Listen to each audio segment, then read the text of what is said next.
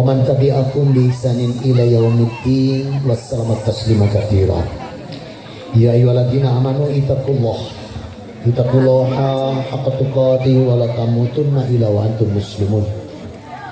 Ya ayyuhan nas ittaqu rabbakum alladzi khalaqakum min nafsin wahidah wa khalaqa minha zawjaha wa bassa minhuma rijalan katsiran wa nisaa'a wa taqullaha alladzi tasaaluna bihi wal arham innallaha kana 'alaikum raqiba.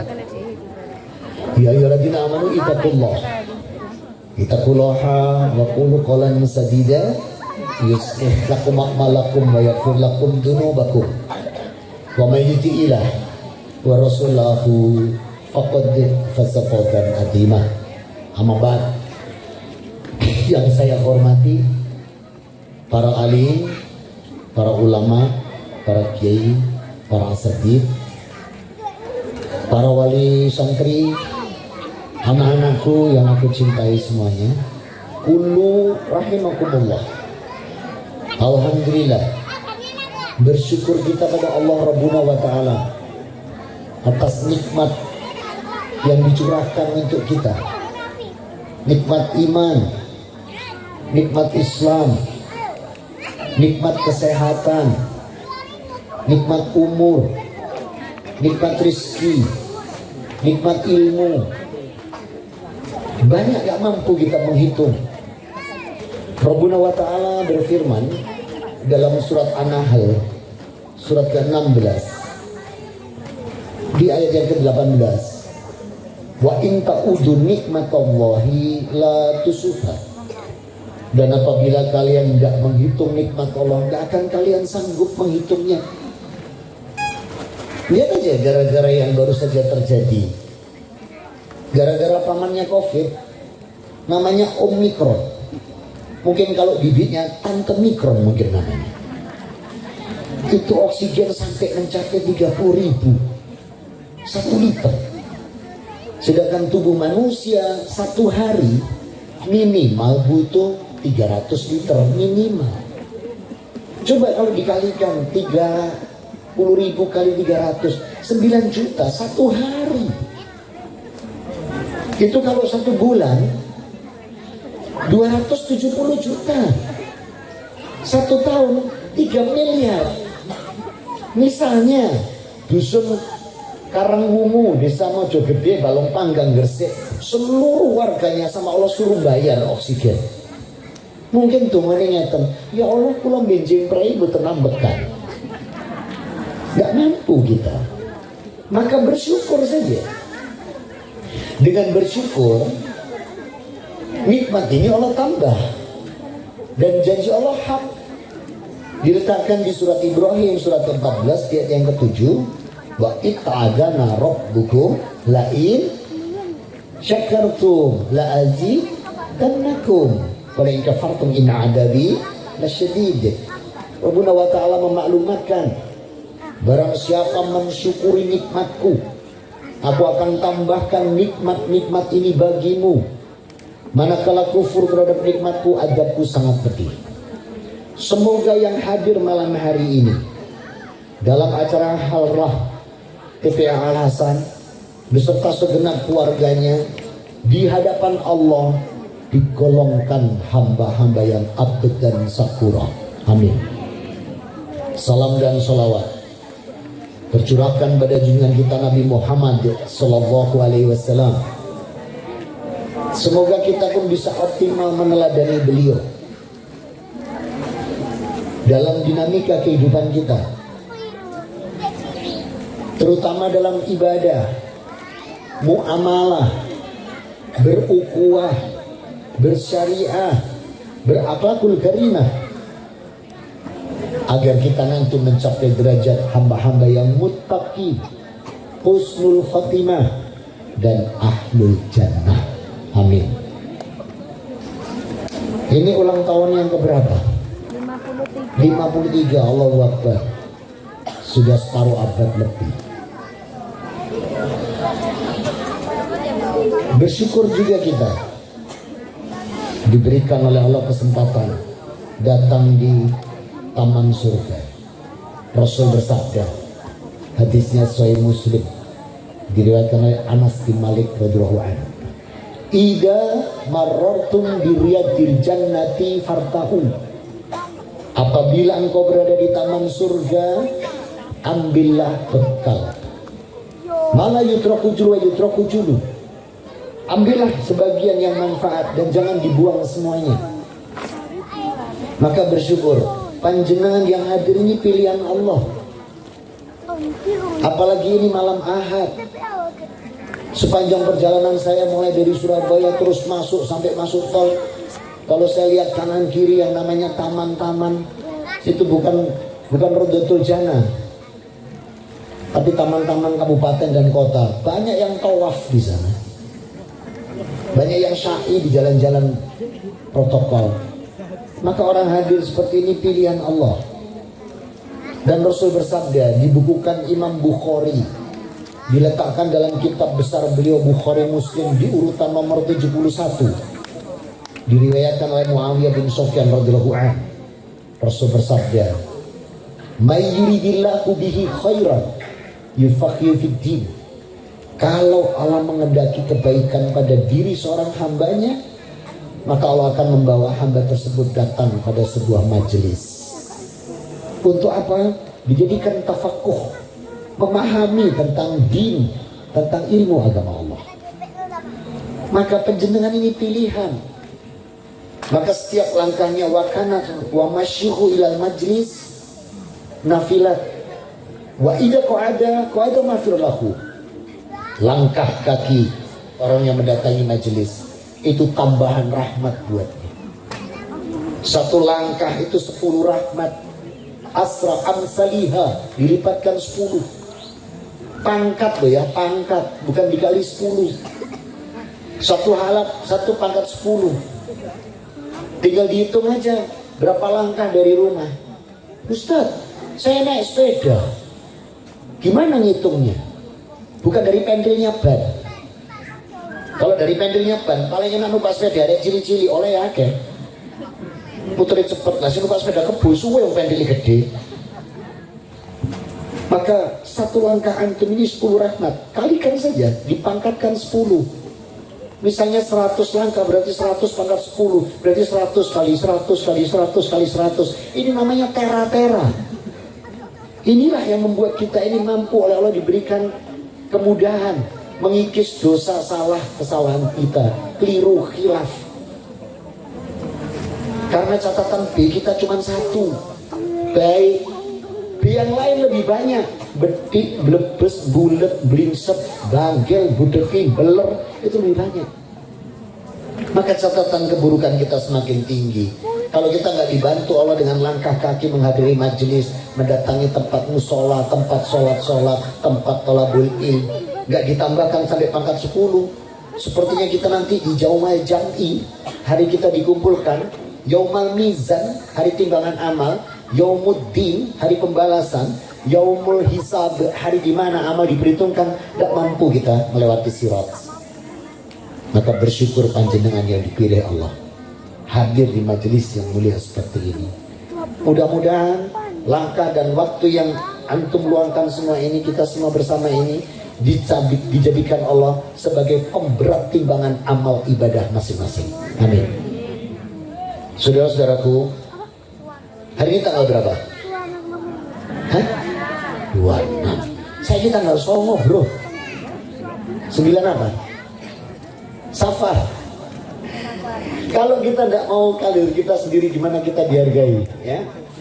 Maka bersyukur, dan kebetulan di kalender ini bertepatan dengan peringatan kemerdekaan bulan Agustus.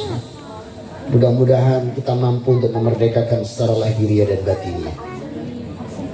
Nah, untuk bisa memerdekakan secara batiniah, kalau kita batiniahnya itu merdeka, maka nanti kita lahiriahnya dicukupkan Allah. Dan kemerdekaan yang hakiki dalam kaidah Islam itu adalah ketika hambanya bertauhid. Kalau kita sudah bisa bertauhid, maka semuanya ini akan diberikan oleh Allah kemudahan. Untuk bisa bertauhid ada ilmunya. Di mana ilmunya? Halo, bisa bicara dengan salah sambung. Kok gak ada yang nyambung? Di mana mencari ilmu Allah? Halo, bisa bicara dengan salah sambung.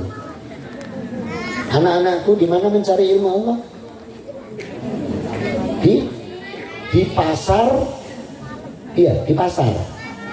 Mengaji itu ada di mana bukunya? Apa namanya? Itu dia. Makanya sampai pertama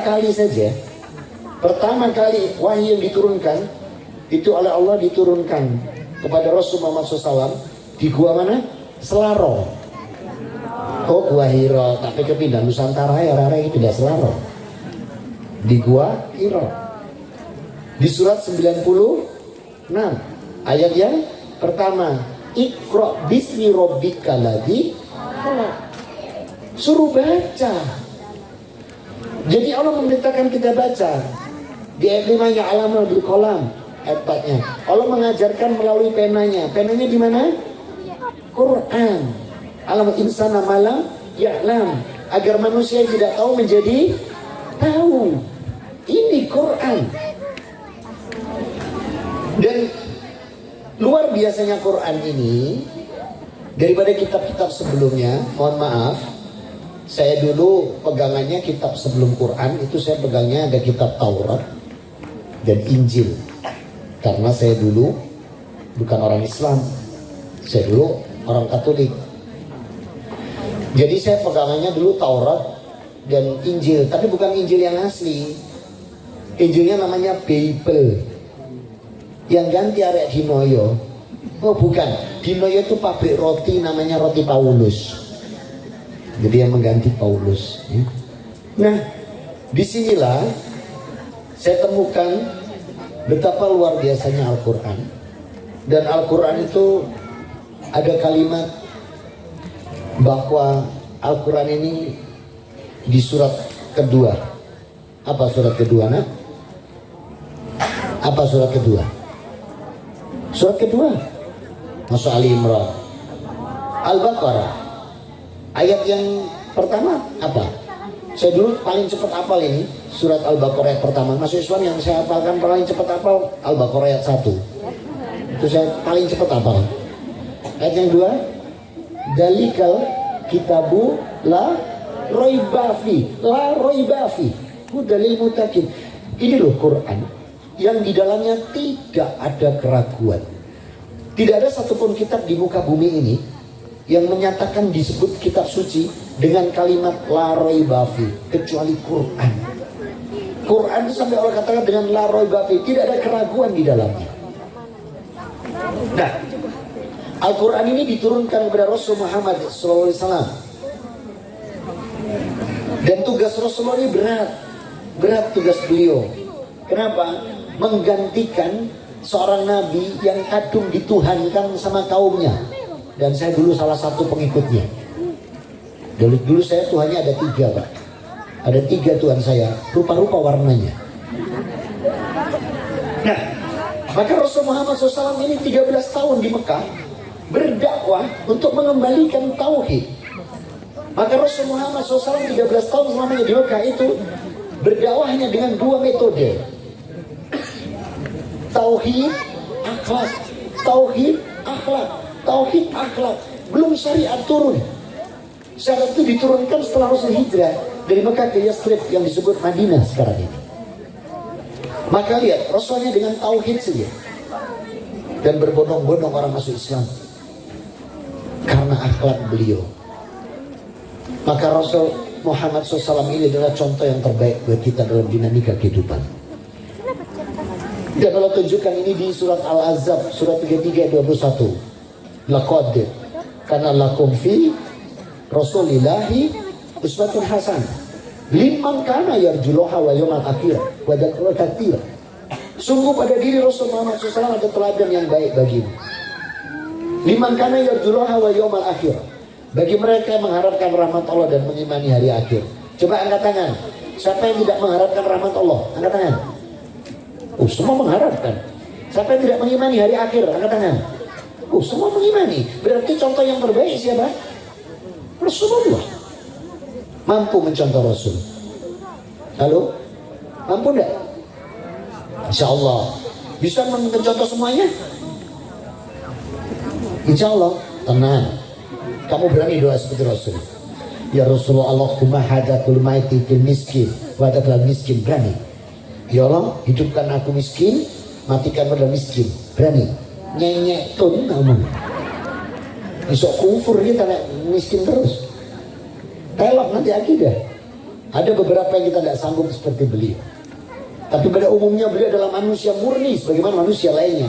Beliau BAK, buang air kecil. Beliau BAB, buang air besar. Beliau tidur. Beliau dahar, makan. Maka bisa dicontoh. Nah disinilah ketika Rasul Muhammad SAW menerima hal yang sangat luar biasa dari Al-Quran ini. Makanya generasi kalau mau megang Al-Quran itu luar biasa. Dalam surat An-Nahl, surat 16, di ayat 44, Bilbainati wa tubu wa anzalna alaika dzikr litubayyana linas ma nuzila ilaihim wa la'alakum yatafakkarun. Allah berfirman, mukjizat kitab-kitabku sebelumnya sudah aku turunkan pada mereka. Allah turunkan Jabur pada Nabi Daud alaihissalam. Allah turunkan Taurat pada Nabi Musa alaihissalam. Allah turunkan Injil pada Nabi Isa alaihissalam. Dan untuk Muhammad ad-Dzikr atau Al-Quran. Lalu tugas Rasul apa? Litubayyina linas manuzila ilaihim. Tugasmu Muhammad menjelaskan semua kitab yang sudah aku turunkan. Jadi Rasul itu bukan ahli Quran, jangan salah. Rasul itu ahli Jabur, Taurat, Injil dan Al-Quran. Dan ini Allah tetapkan Rasul ini jauh sebelum beliau lahir. Jauh sebelum beliau dilahirkan di muka bumi, Allah sudah menyampaikan bahwa Nabi besok yang terakhir ini adalah Nabi yang diberi kitab. Dan semua lisan, semua firman Allah ada di lisan beliau. Dan ini Allah letakkan di surat, di Injil, di Taurat, di kitab Ulangan pasal 18 ayat 18. Punya? Nggak punya, orang sana nggak tahu kafir. Kalau saya kan mantan. Nah, di dalam kitab ini, di kitab Ulangan 18 lihat firman Allah. Wahai Musa, seorang nabi akan aku bangkitkan dari saudaramu sendiri. Sepertimu Musa ini. Aku akan meletakkan semua firmanku di mulutnya. Dan dia akan mengatakan semua yang aku perintahkan kepadanya. Ayat ini gak pernah dibacakan Pak di gereja manapun. Kenapa? Ikut jamaah pindah masjid. Ayat ini bahwa Allah menetapkan Nabi Muhammad sebelum beliau lahir, ini disampaikan pada Nabi Musa. Apa makna ayat ini? Makna ayat ini adalah Musa, besok Nabi terakhir tidak lagi aku ambil dari Bani Israel, bukan dari anak Yakub, anak Ishak keturunannya. Nabi terakhir aku ambil dari Bani Ismail, saudaramu sendiri. Apa makna saudaramu sendiri? Nabi Isa, Nabi Musa, Nabi Daud itu garisnya Ishak. Ishak ini anak siapa? Ibrahim. Rasulullah ditarik ke atas ketemu Nabi Ismail alaihissalam. Putra siapa ini? Ibrahim. Cuman di Taurat disebut Abram, di Injil Abraham, di Quran Ibrahim. Kalau orang Betawi bilang Boim. Sama. Maka disinilah Allah mengatakan dari saudara muslim itu karena bapaknya satu. Nah, ketika dan dia sama sepertimu Musa. Apa makna sama sepertimu? Makna sama sepertimu itu artinya apa? Sama-sama dia nabi dan sama-sama aku temui. Allah itu menemui nabinya berapa orang? Halo? Anak-anakku, Allah menemui nabi berapa orang? Yang ditemui sama Allah. Walaupun tidak mampu melihatnya dua nabi ini. Siapa nabi itu? Nabi Musa dan Nabi Muhammad SAW. Cuma dua. Nabi Adam tuh walaupun di surga diciptakannya di Firdaus, gak pernah bertemu Allah. Nabi Adam mendengar suara Allah. Nabi Nuh mendengar suara Allah. Nabi Isa mendengar suara Allah. Yang bertemu cuma dua, Nabi Musa dan Nabi Muhammad SAW. Nabi Musa ditemui di gunung mana? Gunung Kawi. Oh, Gunung Sinai. Tak pikir pindah mana kamu ke Nusantara, Gunung Kawi. Ditemui di Gunung Sinai. Kalau Rasulullah ditemui di mana? Halo? Sidratul Muntaha. Ya. Di mana ayatnya? Ada di surat 53 An-Najm mulai ayat 13 sampai ayat 18. Ini bukti Rasul Muhammad SAW itu ditemui Allah. Ini kita buka bersama-sama surat 53 mulai ayat 13. Ini tema saya soal Quran. Jadi jangan ngantuk sama ini, urusan Quran semua ini. Karena saya didapatkan tugas di sini amanahnya generasi Qurani untuk mencapai generasi mendatang yang luar biasa. Makanya kita kaji Quran semua. Ya, kalau mau lucu panggil pelawak aja. Lihat ayat 13-nya. Walaqad ra'ahu nazalan ukhra. Dan Rasul Muhammad melihatnya dalam wujud yang lain. Siapa yang dilihatnya? Jibril. Ayat 14-nya, inda sidratil muntaha. Yaitu sidratul muntaha. Jadi Rasul benar-benar di situ, bukan mimpi. Mi'raj beliau benar. 15-nya, indah jannatul ma'wa. Beliau ditunjukkan surga. 16-nya, indah syasidu tamayasya. Pandangan Rasul Muhammad SAW saat itu melihat Jibril diliputi oleh hijab atau hijab, dan Allah ada di baliknya. Rasul juga nggak melihatnya, hanya cahaya. Lihat ayat 17-nya. Mazaqal basaru wa mata'ullah. Pandangan beliau tidak berdusta. Rasul tidak nambah-nambahin, tidak ngurangi. Lihat 18-nya. Laqad ra'aha min ayati rabbil kubra. Sungguh dia melihat sebagian tanda-tanda kebesaran Allah. Kalau Isra-nya di surat 17 ayat 1, Mi'rajnya surat 53 ayat 13 sampai 18. Nah, Rasulullah diberi kitab Al-Quran, diturunkan secara asbabul wurud dan asbabul nuzul, diturunkan dengan peristiwa-peristiwa, dibukukan para sahabat sampai akhirnya sekarang kita pelajari. Dan Quran ini sangat luar biasa. Kenapa? Dalam surat 10, surat Yusuf di ayat 57, Al-Quran ini bukan untuk orang Islam, ya. Jangan GR orang Islam. Al-Quran bukan untuk orang Islam. Al-Quran untuk untuk manusia. Karena kalimat Allah, ya ayuhan nas qad ja'akum mau'idatum mir rabbikum wasifa'u lima fis sudur wa huda wa rahmatan lil mu'minin. Wahai manusia, telah datang pada kalian nasihat dari Allah Rabb kalian langsung. Sifat, dia obat. Al-Quran itu obat segala macam penyakit. Sifat lima fisudur, terutama penyakit hati. Iri, dengki, hasad, sirik, musyrik, itu semua penyakit hati. Gibah itu semua penyakit hati. Obatnya di Quran. Kalau generasi kita pegang Quran, insya Allah jadi generasi yang luar biasa. Generasi yang Qurani, Robbani, Madani. Kemudian ya, Huda, petunjuk, warahmatan dan rahmat. Ini loh Quran. Jadi Quran itu untuk nasihat, bukan untuk sakti-saktian. Ya, Quran dibuat sakti-saktian, dibacok kata das, dijojong brodol, bisa hilang, gak bisa balik. Bukan untuk itu. Quran ini harus berikan untuk nasihat. Mau idotum mir rabbikum, mau idoh ini, tapi mau idotum mir rabbikum yang datang langsung dari Allah. Maka inilah bedanya. Beda dengan yang ditulis oleh tangan manusia, sebagaimana kitab-kitab yang lain. Makanya saya indah. Kalau tidak indah saya, tidak indah. Nah disinilah saudara-saudaraku. Maka betapa Quran ini menjadi satu pegangan yang sangat luar biasa. Sampai Allah katakan hudalinas wa bainatu minal huda wal furqan dalam Al-Baqarah 185. Bahwa Quran ini pembeda antara yang hak dan yang batil. Makanya jangan mencampur adukan antara yang hak dan yang batil. Dan jangan pernah mencampur adukan. Kenapa? Kacau nanti. Nah sekarang ini kan sedang banyak mencampur adukan di negeri kita. Nggak tahu di sini di Balong Bendo ini ya, Balong Panggang. Di Balong Panggang ini ada nggak yang kalau hari Senin ikut bareng-bareng ke vihara, nanti hari Rabu ke kelenteng, hari Kamis ke pura, nanti kalau hari Sabtu ke gereja, ada. Alhamdulillah. Dan sekarang terjadi loh di negeri kita. Hari Senin bawa biting, diobong, tuk cek, dipasang. Nanti hari Rabu ya bawa yang bener-bener besar ya, sambil tutup juga ke vihara. Nanti kalau hari Kamis bawa uang receh, kembang setaman, jajan sepasar, ke pura.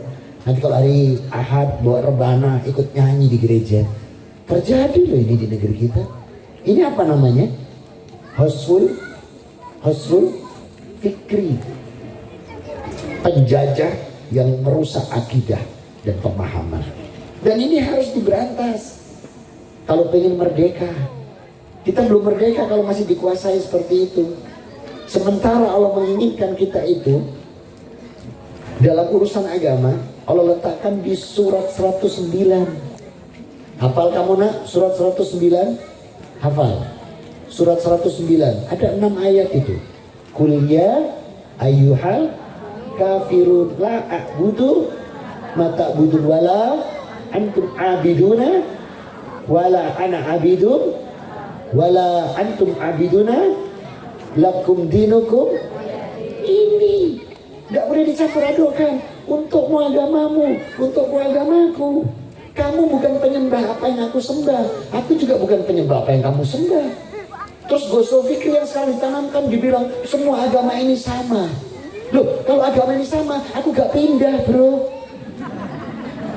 Kenapa aku pindah? Karena gak sama.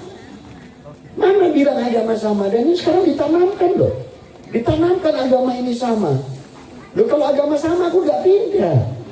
Kenapa saya pindah? Agama ini gak sama. Coba kita lihat 3 sisi. Sisi pertama, mungkin samanya itu sama-sama gak boleh membunuh, gak boleh berzina, gak boleh mencuri. Mungkin sama ini, muamalah. Tapi begitu cara ibadah, mana sama? Cara ibadahnya sama gak? Kita tuh kalau ibadah diawali dari takbiratul ihram, ditutup dengan salam, hening, diam, khusyuk. Di tempat lain aneh-aneh. Di agama saya yang lama kadang bawa gitar saya, kadang pakai piano, kadang pakai trompet, nyanyi-nyanyi. Mana sama? Nggak sama. Kalau sama aku nggak pindah. Yang diibadati siapa? Coba. Kita yang diibadati la ilaha illallah Rabbuna wa ta'ala azza wa jalla, Allah. Coba yang lainnya. Ada yang Tuhanku ada 5, rupa-rupa warnanya. Hijau, kuning, kelabu, merah, muda, dan biru. Meledos, mata, satu masih ada 4 itu. Dulu malah Tuhan saya ada 3, 3 in 1. Cuman kopi, gula, dan susu 3 in 1. Nah saudaraku, berbeda. Kalau sama aku gak pindah. Gak sama. Dan ini bahaya. Dan ini bisa kita bentengi anak-anak kita dari mana? Dari Quran. Kalau kita gak berpegang pada Quran, mau berpegang pada apa? Dan Islam ini, agama kita ini, tidak pernah satupun loh di lembar sejarah ini yang tidak ada Islamnya. Mau saya buktikan. Lembar sejarah kita sampai merdeka ini Islam terus semua tertoreh di dalamnya. Mari kita buktikan. Saat VOC, yang anak kalian gak tahu nih, pelajaran sejarah masih dapat gak kalian? VOC, penjajahan Belanda. Itu yang memerangi siapa? Di Aceh, perang Sabil. Apa yang diteriakkan? Allahu Akbar. Gak ada yang diteriakkan Tuhanku ada 5, rupa-rupa warnanya. Gak ada. Teriaknya Allahu Akbar, pakainya Allahu Akbar, jihad. Di Makassar ada Sultan Hasanuddin. Di Pulau Jawa ada Pangeran Diponegoro. Allahu Akbar semua itu. Generasi berikutnya Jenderal Sudirman. Luar biasa. Dia cuma jenderal, beliau imam sholat. Beliau juga hafiz Quran. Pak Sudirman itu, Jenderal Sudirman. Islam tertoreh terus. Generasi berikutnya sampai dengan keluarnya preambul Jakarta, Piagam Jakarta keluar, Islam semua. Sampai undang-undang dasar saja preambulnya atas berkat rahmat Allah. Tidak ada yang tertinggal dari Islam. Pancasila pun ayat pertamanya apa? Ketuhanan yang maha la ilaha illallah. Mana ada Islam tertinggal dalam jejak ini? Tidak ada. Ini artinya Allah tunjukkan sebuah kebenaran. Dan sampai nanti, kemudian generasi setelah kita merdeka aja masih sempat Belanda datang lagi.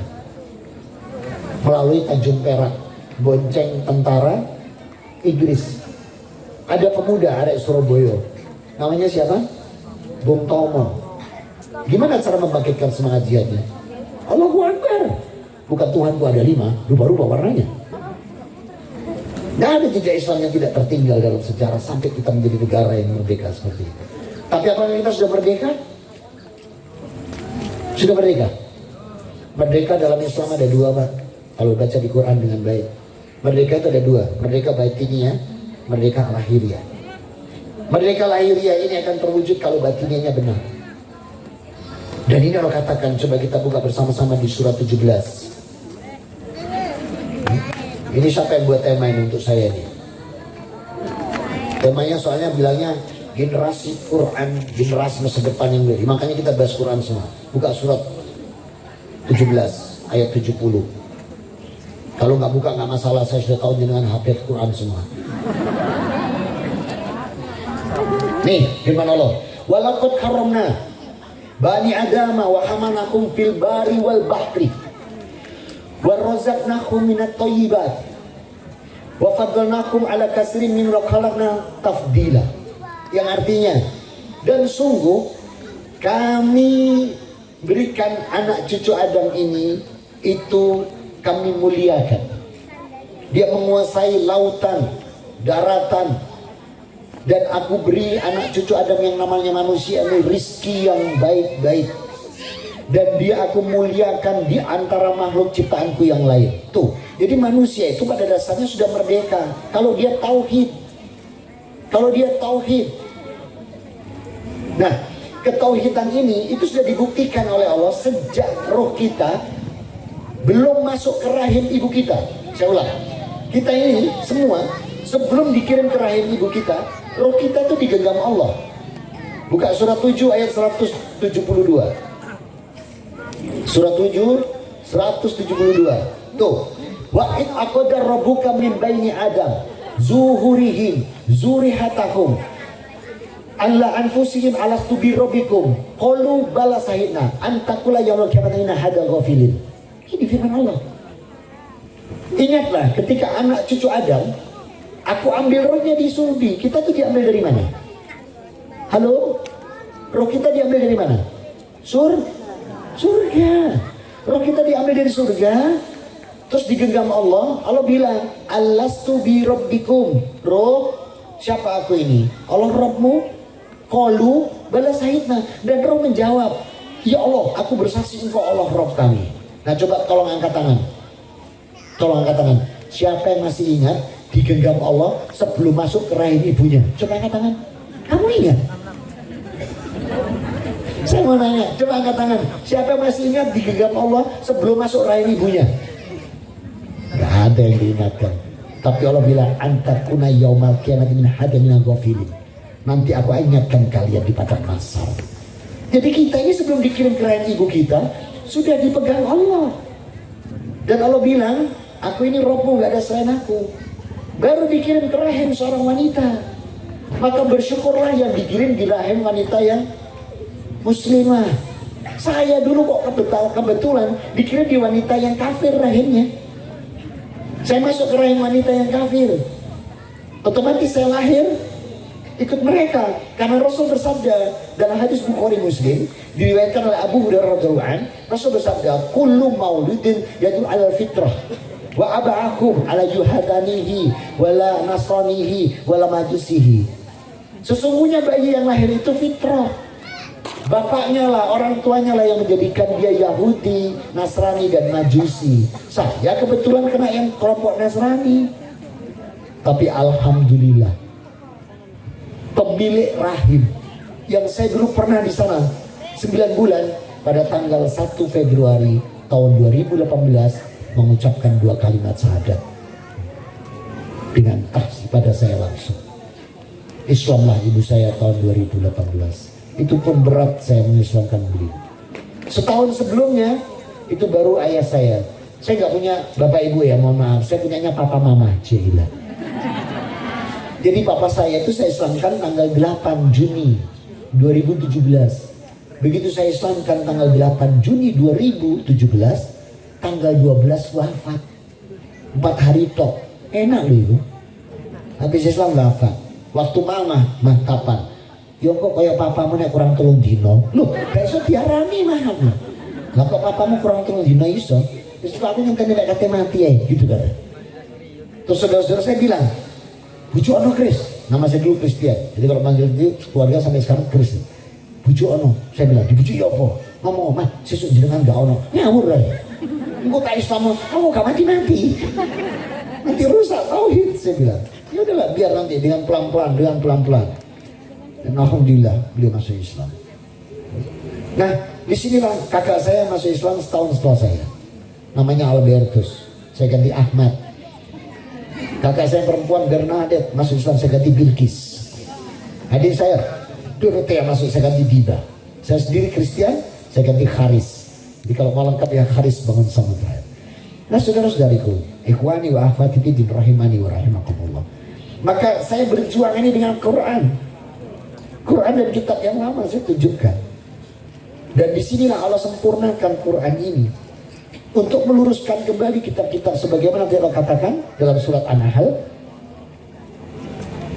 Bil ayati duburi ila anzalna alaika dzikr litubayyana linas ma nuzila ilaihim wa la'allahum yatafakkarun. Muhammad, tugasmu itu menjelaskan semua manusia kitab-kitab yang sudah aku turunkan.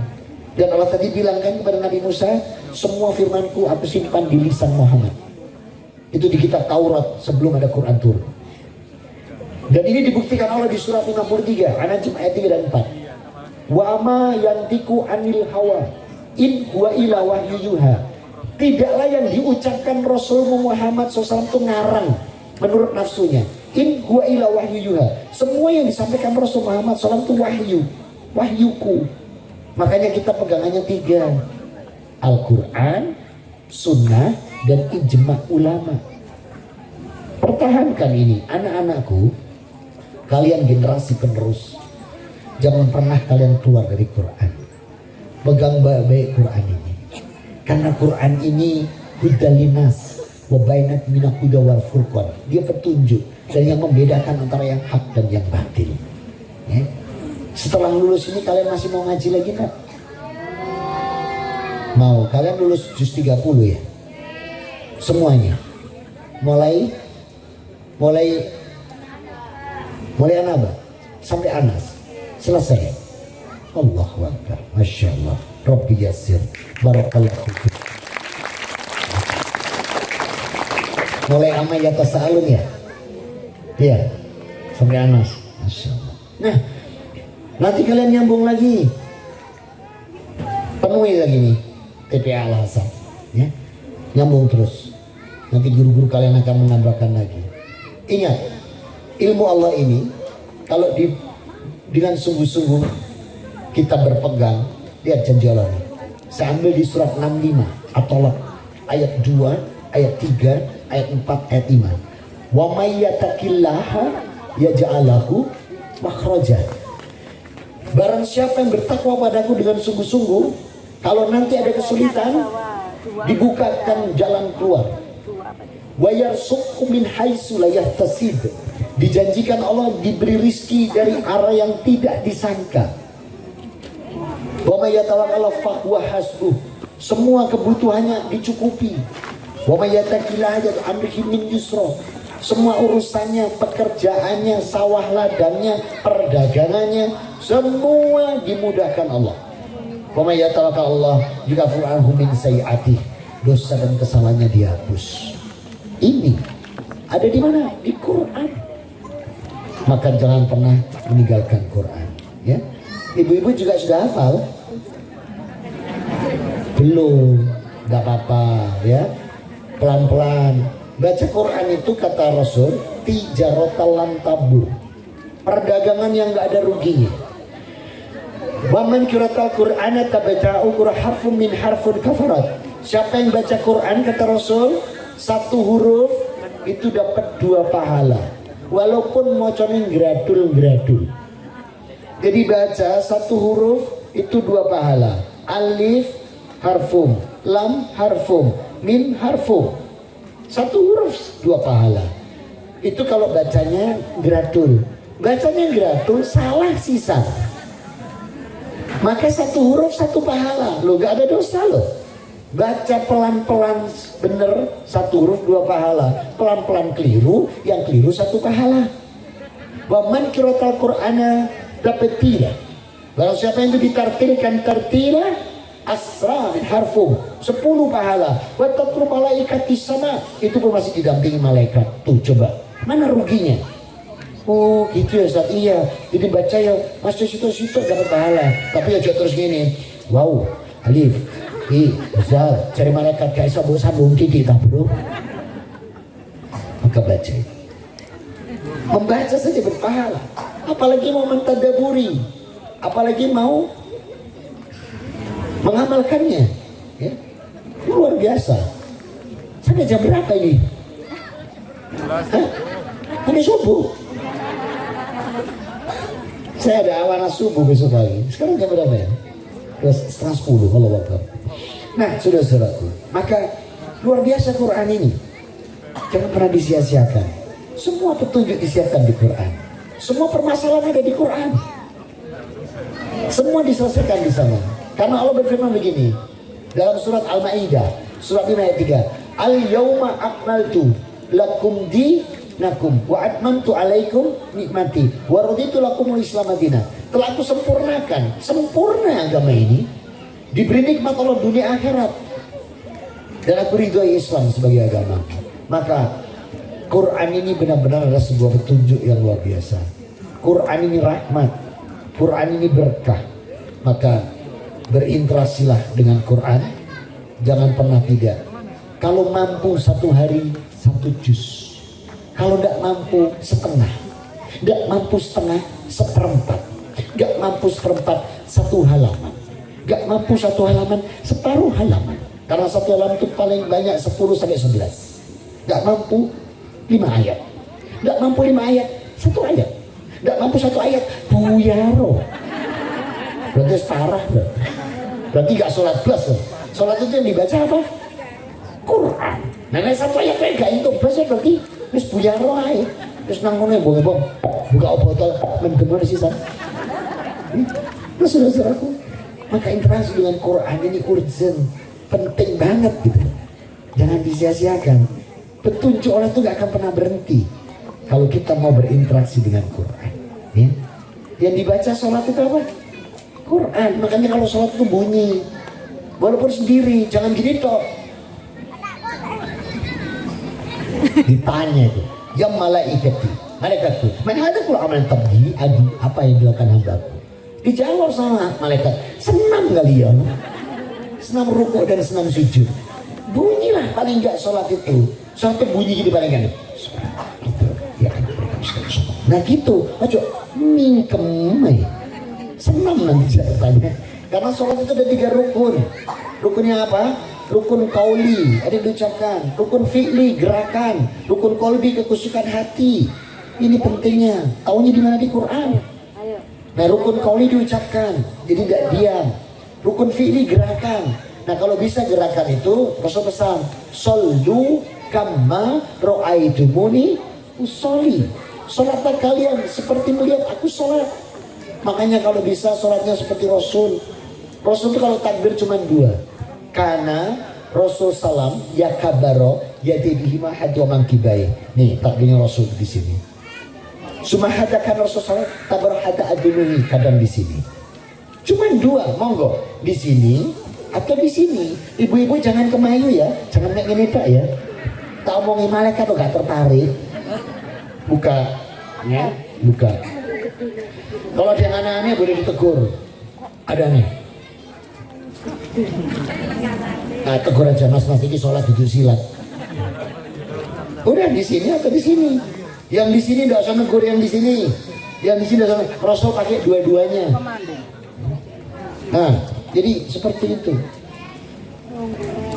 Disinilah kalau kita mau mempelajari baik-baik, semua petunjuk sudah disiapkan Allah.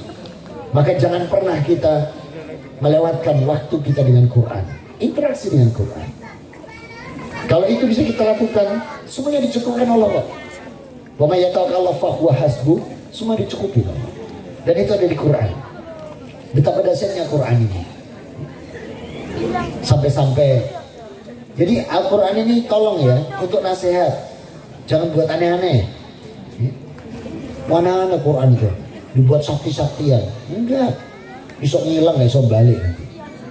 Quran itu untuk ngoidoh, untuk nasihat. Maka bernasihat dengan Quran.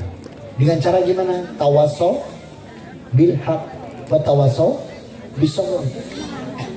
Jadikan Quran ini nasihat yang hak dan dengan sabar. Dengan sabar. Dalam surat Al-Balad Allah tambahkan wa tawaso bil marhamah, dengan kasih sayang. Makanya kalau ngajak orang itu yang enak. Kalau ngajak ngaji, ayo mas ngaji Quran mas nengenek Al-Hasan, banyak ilmu. Loh kan enak. Ngajaknya jangan gini, ngaji, cek pinter. Atau yang diajak, berarti aku goblok. Nanti tidak mau ngaji. Ngajaklah dengan kelembutan. Kalau kita mengajak dengan kelembutan, dengan kalimatnya berangkat kok. Rasulullah itu loh, 13 tahun itu kelembut loh. Dalam Ali Imran 159, Fabima rahmatin minnal lintalahum. Lemah lembut Rasul itu. Coba kalau Rasul kasar. Begitu kelembutan Rasulullah. Rasulullah dilempar batu, tidak balas. Bocor nggak beliau? Bocor. Waktu dipukul Khalid bin Walid sebelum beliau masuk Islam, giginya tanggal nggak? Tanggal. Waktu digenggam, ditagih untuk bayar utang kurma, sobek nggak bajunya? Sobek. Rasul itu nggak sakti. Rasulullah itu syar'i. Kalau sakti itu limbar. Nah kalau yang sakti sama yang syar'i bedanya, kalau sakti biasanya pakai kongsi dengan yang lainnya. Tapi kalau syar'i itu sesuai dengan Quran. Jadi Rasul itu syar'i.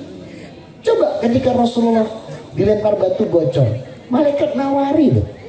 Ya Rasulullah mahada antu dolimu, mahada kulit aman. Rasul, kamu sudah didolimi, maukah aku balas? Apa kata Rasul? Kau balas dengan apa? Aku lempar Jabal Uhud. Kata Rasul, la, jangan. Malah didoakan, Allahumma hdi biqaumin loh, didoakan. Coba arek balung panggang ditawari malaikat, woi didolimi, woi yo malaikat tak balas tak, pakai apa aja balu? Ibu malaikat Semeru Arjuna mblekno sisan. Lemah lembut Rasul itu. Dari kelembutan ini loh banyak orang tertarik masuk Islam. Maka ketika dalam surat 110, Ida jaa nasrullahi wal fath wa ra'atan nasa yadkhuluna fid dinillahi, berbondong-bondong orang masuk Islam itu karena pidato Rasul. Rasul dilempar batu nggak balas, diludahi nggak balas, dihujat nggak balas, diboikot nggak balas. Begitu menang pidatonya luar biasa. Ini saya ambilkan potongan pidato beliau yang dibukukan oleh Imam Bukhari dalam Sahih Bukhari. Lihat pidato beliau, idhabu fa'antum mutalaqah. Masya Allah, ini pidato beliau. Kalian semua bebas, nggak ada yang dijadikan budak. Ini loh pidatonya. Ini loh Rasul kita, Rasul Muhammad SAW bin Abdillah. Saya tidak bayangkan kalau Rasul kita tuh diambil dari salah satu supporter bonek misalnya. Pidatonya akan lain, mesti gini, sopo ini sini doni aku, sopo sini awati, mana mungkin pidatonya. Luar biasa pidato beliau. Lihat kelembutan ini. Dan kalau kita bisa mendapatkan kelembutan, kalau kita berinteraksi dengan Quran, pasti lembut kita. Otomatis itu. Maka saudara-saudaraku, jangan pernah ragu menyerahkan anak-anak dalam taman-taman pendidikan Al-Quran ini. Karena oleh janji tadi apa? Ya ayuhan nas, qad ja'akum mau'idatum mir rabbikum wasifa'u lima fis sudur wa huda wa rahmatal lil mu'minin. Manusia, telah datang nasihat langsung dari Allah Rabb kalian, Quran. Dia obat segala penyakit, terutama penyakit hati. Dia petunjuk dan dia rahmat bagi yang mengimani. Ini dia. Maka berinteraksilah dengan Quran, ya. Bacakan rumah-rumah kita dengan Quran. Belum apa Ustaz, baca, tidak lancar, sakane, pengen cepat, yes, HP ini sih sementara dunia. HP-nya bunyi, malaikat datang, loh, tak kerasin di rumah, jebuli HP ini semua. Ini kisah ngebusur kau ini HP ini apa semua, sudah seratus. Maka di sana pentingnya kita, kalau rumah kita dibacakan idza buyutakum, kira tahu Quran Al-Baqarah wa Imran ada innahu syaitanu hayakhruju. Apabila di rumah kalian dibacakan Ali Imran dan Al-Baqarah, gak akan betah setan itu tinggal di tempatmu. Setan juga penjajah ini, hati-hati. Setan itu penjajah juga. Maka harus kita lawan. Nih, apalagi dia sumpah loh. Sumpahnya luar biasa loh di depan Allah. Gaya iblis ini. Di depan Allah sumpah, sumpahnya gini. Saya ambilkan dari Al-A'raf surat 7 ayat ke-16. Qala fa bima aqwatani la udana lakum siratal mustaqim. Coba dahsyat enggak tuh sumpahnya? Ya Allah, karena aku sesat, maka aku akan menghalangi hamba-hambamu. Coba sumpahnya kayak gitu. Dari semua petunjukmu yang lurus. Coba masalah. Dia janji nih, sumpah di depan Allah, hambamu tak bengkokkan semua. Contoh yang paling gampang nih, yang paling gampang dicerna. Sabar. Sabar. Sabar itu dalam definisi Islam 3. Ikhlas, tidak mengeluh, dan ridho terhadap ketetapan Allah. Ini sabar. Ikhlas, sabri endal bala, ridho bimuril qadha. Ini hadisnya. Sabar itu 3. Ikhlas, tidak mengeluh, dan menerima ketetapan Allah. Iblis buat sendiri baru. Dan yang terkenal punya iblis apa? Sabar itu ada batasnya. Urusan mana? Sabar itu ikhlas, tidak mengeluh, ridho terhadap ketetapan Allah. Lah kok iblis buat sabar itu ada batasnya. Urusan mana? Koncone sisa ngocok-ngocok. Mas, sabar no batasnya mas. Bales mas, wis kena menang. Iki ora setan dasir nih. Maka ini musuh. Innahu kana saitanu adu wa takidu aduwa. Dalam surat Fatir ayat 6. Setan itu musuhmu. Perlakukan sebagai musuh. Aja jadi kekancanan.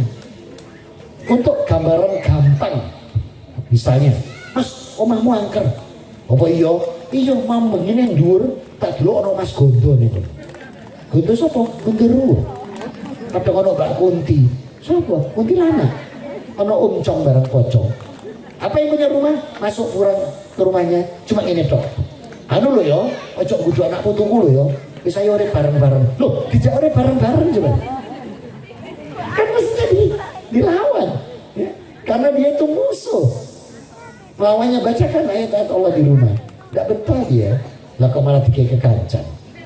Nah disinilah. Itu semua yang bisa dapatkan hanya di Quran. Kalau kita mampu berinteraksi, insya Allah. Semua urusan kita dimudahkan Allah. Perdagangan kita, muamalah kita, sekolah anak-anak, kuliahnya semua dimudahkan. Wa may yattaqillah ya'ru'an min yusra. Semua urusan kita dimudahkan Allah. Maka saudara-saudaraku, pentingnya berinteraksi dengan Quran. Pentingnya kita untuk ngaji. Supaya apa? Nanti pegangan kita adalah pegangan yang hudal linas wa bainatin minal huda wal furqan. Petunjuk yang akan mampu membedakan mana yang hak dan yang batil. Dan kalau kita nanti berpegang pada Quran, gak akan kita menyimpang dari Al-Baqarah ayat 42. Wala talbisul haqqa bil batili wa ta'tumunal haqqa wa antum ta'lamun. Maka jangan mencampur adukan antara yang hak dan yang batil. Ya. Dan jangan kau sembunyikan kebenaran, apalagi kau mengetahui. Kadang ayat ini dipakai juga sama mereka yang membenci Islam. Berarti Islam itu tidak mengikuti adat. Berarti Islam, siapa bilang? Islam itu menghargai adat. Contoh ya, supaya gampang diterima aja. Manten pernikahan, ya. Dalam pernikahan, silakan akad nikah ini jangan dicampur apapun. Udah, akad nikah datang, akad nikah kan cuma rukunnya 5. Ada 2 mempelai, ada saksi, ada wali, ada ijab dan kabul, ada mahar. Ini selesaikan, jangan dicampur apapun. Setelah itu lo silakan mau pakai apa? Wus dumugi wae mongso kala dumawaing kodrat saking kuasa Gusti kang murben dumati. Nalika semua tejane pengantin kejo mondo-mondo saya dangu saya cepo saya caket saya ngalero pranyoto tejane pengantin silakan mari ngono ngidak ndok sampai sater silakan. Tapi gendongan tumpuk 7 tumpuk 8 monggo. Tapi pada waktu akan nikah jangan dicampurkan, itu loh mananya, gitu loh. Bukan berarti Islam tuh anti terhadap adat. Jangan salah. Itu cara musuh-musuh Islam untuk membuat Islam jadi jelek. Keliru. Ya, jadi silakan adat itu. Tejo mondo-mondo saya dangu saya cepet pranyoto tejane pengantin itu melorot ngidain tai kucing ambune ra karo jingkrak silakan gitu. Tapi ketika akad nikah murni, itu yang Allah bilang jangan dicampur aduk. Setelah itu adat silakan, ada gendong-gendongan tumpuk-tumpuk sak kecamatan tidak masalah. Jadi bukan berarti Islam itu anti adat, jangan salah. Islam nggak ada anti adat gitu loh. Ini harus diluruskan. Saya paling benci kalau ngomong Islam tuh ya, nggak boleh gini, nggak boleh gitu. Siapa yang bilang itu? Ya nggak itu mencampur adukan, silakan gitu. Urusan tauhid, urusan ibadah, urusan muamalah sama kita, monggo. Coba kalau kita bisa begitu, nyaman kok hidup berdampingan. Dan nggak usah ngurusi perbedaan. Masa dari saya kecil, belum saya masuk Islam itu, belum saya masuk Islam, masih kecil, yang saya lihat tuh urusan itu masuk perbedaan. Masalah kol-kolah itu di masalah, cici kubro, cici enggak, mantap ya mantabe. Masalah kol-kolah diurusi ya. Sama masalah kunut, satunya kunut, satu enggak kunut. Rasulullah Muhammad SAW enggak pernah enggak kunut beliau. Beliau itu kunut itu ini kunut. Wa ida iqamata sholat tahadatul inamidat kiblata. Ini berdiri ini namanya kunut ini. Kalau begini nih bebek-bebekan namanya. Nah ini yang namanya kunut itu berdiri ini lurus. Kemudian Rasul berdoa di saat kunut. Dan Rasul berkunut di semua sholatnya. Dari subuh sampai isya. Kemudian surat Ali Imran turun. Mulai ayat 129 sampai 132. Sejak itu Rasul berhenti kunut. Kecuali saat peperangan sama Ramadan beliau kunut. Nah jadi yang kunut itu nyuntur Rasul juga. Yang tidak kunut juga sama. Mohon maaf ya. Banyak yang tanya, Ustaz yang diterima yang mana, yang tidak diterima yang mana.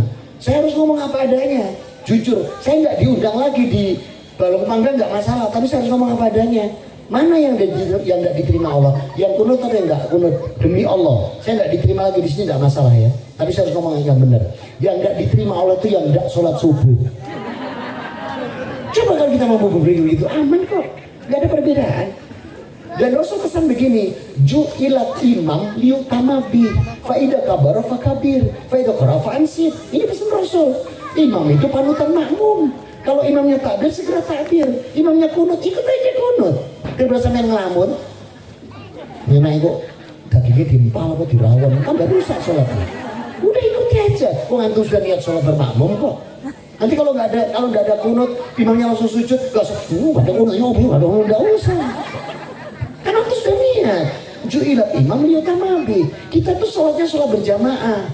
Jadi kalau sholat itu lihat sabda Rasul. Wa kanat sholatuhu wa masyu ila masjid nafilah. Wa idza qa'ada nafirlahu. Sholat itu ke masjid. Karena kita ini ahlus sunnah wal jamaah. Jadi sholatnya berjamaah. Kalau ijenan itu ahlus sunnah wal ijenan. Kalau contohnya wal ijenan berjamaah lah. Ya, imamnya kunut ikutlah, udah amin kan. Imamnya kunut, nggak usah waduh kunut, ngapain? Kan sudah niat sholat bermakmum. Coba kalau bisa begitu, indah. Nggak usah mikirin perbedaan. Mau sok ngeliat biar musuh perbedaan itu saya belum Islam masih kecil. Saya tahu seperti itu. Mau sok kapan maju kita? Lihat surat 49 ayat 10. Lihat pesan Allah. Ini kalau nggak buka Quran nggak tahu nih. Apa 49 ayat 10 saya tahu? Innamal mu'mina ikhwat. Fa aslihu baina akhwaikum wa taqullaha la'alakum turhamun. Sesungguhnya setiap mukmin itu saudara. Maka kalau ada yang berbeda diselisihkan, damaikan, silaturahmikan. Wa taqullaha la'alakum turhamun. Takwa kepada Allah jauh lebih penting daripada mengurusi perbedaan. Dan Rasul pesan, al muslim akul muslim. Setiap muslim saudara muslim yang lain. La yatlimuhu wa la yuslimuhu. Maka jangan mendolimi saudaramu dan jangan membiarkan tanpa pertolongan. Mangkana hajati akihi wajida kurbata ilai hajatihi. Siapa yang memikirkan hajat saudara muslimnya, Allah akan ngurusi hajatnya. Waman farroja muslimah kurbata farroja kurbata ilai fid dunya yaumal qiyamah. Siapa yang membebaskan kesulitan saudara muslimnya, Allah bebaskan kesulitan dia dunia akhirat. Matan terakhirnya, waman satara muslimat kurbata satara kurbata ilahi yaumal qiyamah. Siapa yang menutupi kekurangan saudara muslimnya, Allah tutupi kekurangan dia. Makanya kalau ada tonggo tukaran, jangan diundang. Kalau perlu tukaran di tempat pintunya. Damaikan suami istri. Jangan mambeng nih mas, tonggo sebelah perang dunia, piring sendok mencelat kabeh. Tapi jangan ngomong, enggak. Ini ketemu koncon, mambeng nih cari tonggo si fulan. perang dunia piring sendok garpu mambengi mau isu turun garpu nih tambah garpu mencah tapi cuma ngomong dah saat ini perang dunia sebelah iyo piring sendok garpu panci mau kurang panci terus tambah gue panci mending tambah no kompor sakol kasih guling barang giba itu nggak tambah kurang nambah banyak gitu. Maka kalau kita bisa menjaga luar biasa wala tajisuh jangan menggibah gitu. Ada di Quran 49 ayat 12 nya. Nah maka disinilah kalau kita mau berinteraksi dengan Quran hidup kita ini enak diatur sama Allah. Quran itu ngatur mulai dari masuk WC sampai masuk istana udah diatur dari urusan kecil sampai besar. Masya Allah. Nah ini bisa kita dapat kalau kita berinteraksi dengan Quran. Saya itu sebenarnya pengen lama di sini, tapi saya besok ada amanah subuh. Saya juga butuh istirahat.